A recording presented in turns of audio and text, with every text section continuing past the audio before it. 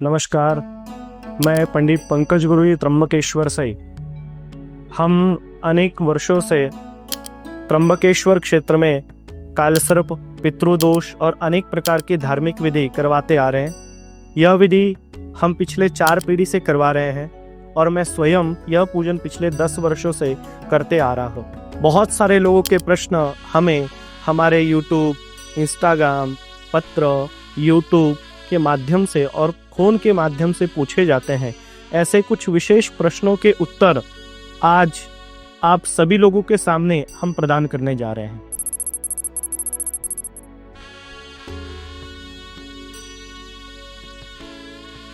श्रावण मास ये भगवान शिव जी के लिए अनेक ग्रंथों के अंतर्गत वर्णन किया गया है कि सबसे प्रिय मास है और इसका विशेष महत्व जो है ये शिव पुराण से जुड़ा हुआ है।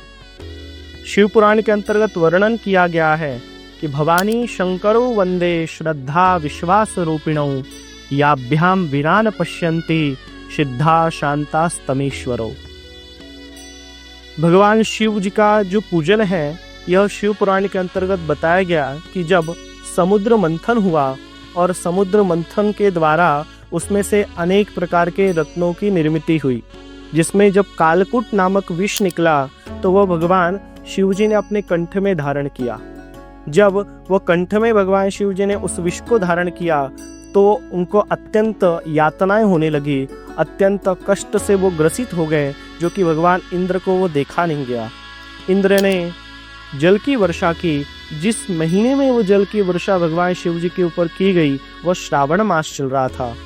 भगवान शिव अत्यंत प्रसन्न हुए और भगवान इंद्र को उन्होंने आशीर्वाद प्रदान किया, वरदान दिया कि आज से श्रावण मास में जो भी व्यक्ति मेरे ऊपर जल अर्पण करेगा उसके जीवन में हर प्रकार की मनोरथ कामनाएं पूर्ण होंगी। और तब से प्रथा प्रारंभ हुई कि जो भी व्यक्ति श्रावण मास में भगवान शिव जी के ऊपर जल चढ़ाता है उसके सभी प्रकार के कष्टों का निवारण होता है, उसके जीवन में उसकी सभी प्रकार की मनोरथ कामनाएं पूर्ण होती है।